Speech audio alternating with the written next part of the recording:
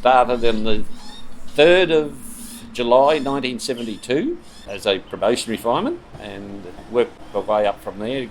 After doing exams every year, you got promoted every year. I was a motor mechanic by trade, and we used to race at the Speedway. And one of the blokes, he was a mechanic fireman at the Speedway, he used to race there too. And he retired. He said, there's a job coming up at the fire station if you want it. He said, it's a pretty good job. He said, it's permanent. And he said, I think you'll like it.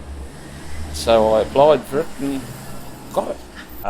Very scary because you didn't know what was going to happen. It was one of those things that the bells would go on, and it could have been a house fire or a grass fire or a car accident. That's one of the things you never ever knew what you were going to get next. It was just one of those things. But like I said before, it was pretty regimental. It was pretty strict. Then it was run properly. Well, there was one boss. He was run by the board. But it was one bloke. Everything went before this one bloke. Not like it is now down in Queen Street, where everything is on computer now. That's what I said. Before, when I joined, you were a person. Now, you're a number. I used to like going to work, turn up for work and with all the mates and the camaraderie and everything like that. But towards the finish, where everything was totally different to what... It was still the same job. You never knew what you were going to get, but... It was just the way it was run, and everything was computerised, and sort of nobody wanted to get too much involved then. But before, it was really a nice, tight little family.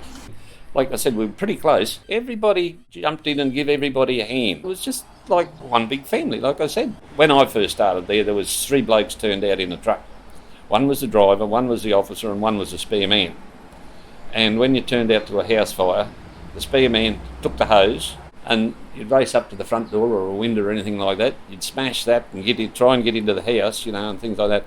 And you knew then that after the bloke, the driver on the pump, got his water up to you and everything like that, but you knew he was behind you. And if anything was wrong, you got injured or anything like that, you knew somebody was coming behind you.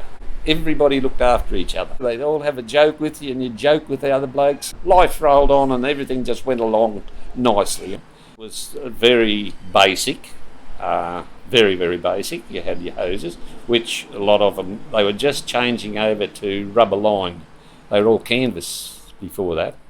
And after each job you'd have to bring them home and scrub them down and hang them up to dry and then roll them up and store them in the storeroom.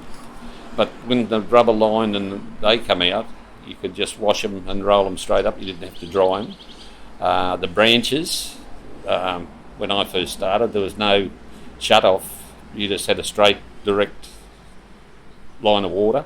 But now they got varied nozzles and triggers, and you can stop the water whenever you want to, and it's a lot different now. Yeah. Fred Kernke, he was a funny bloke. He crabby old bloke, he was. But on the other hand, he was one of the blokes that would help you out and do anything for you. John Weeder, he was a good officer to work for. You knew where you stood with him. There was no beating around the bush. Who else was there? Oh, Lenny Croucher. We used to call him Mother. You had to do it right, and then he'd come and check it, and he was a mother. Like, that's where he got his nickname, because he was always checking up and seeing things that were done right. And Des Stutchbury, the chief, he was a very good boss. You knew where you stood with him. If you ever wanted anything or your query, you went to him, and you knew where you stood. It was either yay or nay. And if it was nay, you didn't argue or anything like that. Everybody had their own little traits, or whatever you want to call them, but it was very good.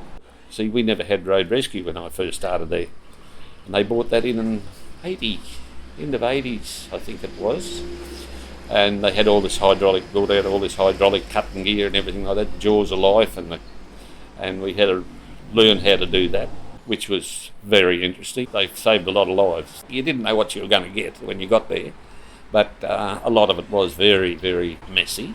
You'd sort of shut your eyes to it, blank it out of your mind, but you did the job and got the person out of the car. And after your shift, the shift that I was on, we'd pack up and go down the pub and have a couple of beers and talk about it down there, and it's sort of, you got it out of your system, and just like that.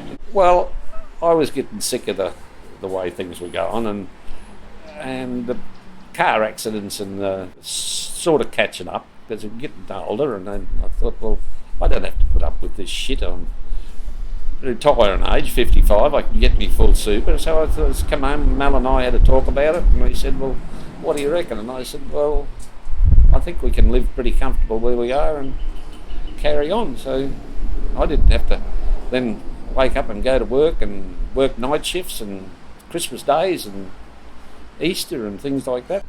You missed out on all the family life.